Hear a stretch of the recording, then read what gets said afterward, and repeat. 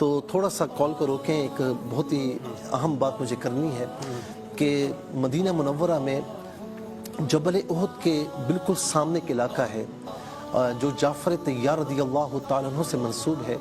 یہاں پر قبلہ اشکار بھائی خاتون ہیں جن کو میں ماں کہتا ہوں، اور میری والدہ محترمہ نے ان کے بارے میں یہ کہا، ان سے ملاقات بھی ہوئی تو کہا کہ جس طرح تم مجھے ماں کہتے ہو اس طرح یہ بھی تمہاری ماں ہے. اور میں یہ بھی بتاؤں کہ زیادہ تفصیل نہیں بتاؤں گا، کیوں ٹی وی کے آغاز کرنے میں ان کا بڑا موٹیویشنل کردار ہے، اور حاجی عبدالرؤف صاحب بھی ان کو بہن کہتے ہیں. بہت ہی نیک عابدہ زاہدہ خاتون ہے اور بڑی محبت والی ہے، اور اتنی عاشق رسول ہیں اشکار بھائی کہ میں آپ کو بتا نہیں سکتا، اتنی عاشق رسول ہیں. انہوں نے مجھے بتایا کہ بچپن سے میری ایک تمنا تھی کہ مدینہ منورہ میں رہوں، تو آج وہیں پر تشریف فرما ہے.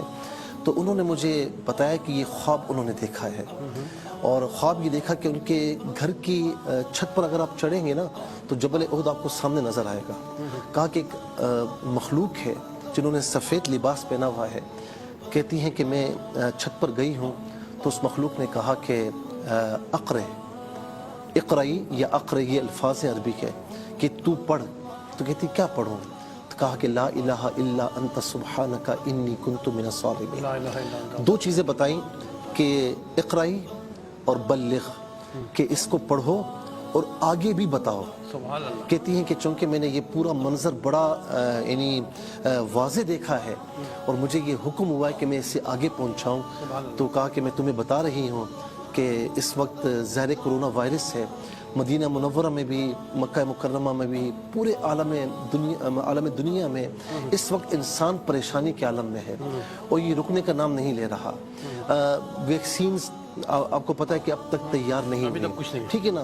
آگے ہمیں سارے راستے بند نظر آ رہے ہیں، جہاں سارے راستے بند ہوں تو وہاں ایک ہی راستہ ہے، اللہ رسول کا راستہ، وہ کھلا ہوا ہے.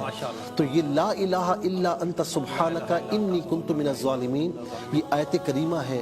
یونس علیہ السلام نے اس سے پڑھا تھا تو مچھلی کے پیٹ سے باہر تشریف لائے تھے، کوئی راستہ نہیں تھا لیکن آ گئے. تو آج انشاءاللہ اگر ہم کہتی ہیں کہ میں نے پوچھا کتنی تعداد میں پڑھوں تو کہا یہ نہیں بتایا، کہا کہ اقرئی پڑھ اور بلغ اسے آگے پہنچا. تو اس وقت انہوں نے کہا کہ میں یہ خواب بیان کر رہی ہوں تو اسے پوری دنیا میں سنائیے. تو جہاں جہاں لوگ ہمیں سن رہے ہیں تو لا الہ الا انت سبحانک انی کنت من الظالمین یہ کثرت سے پڑھیں. اس کا مطلب یہ ہے لا الہ الا انت، کوئی الہ نہیں مگر تو ہے.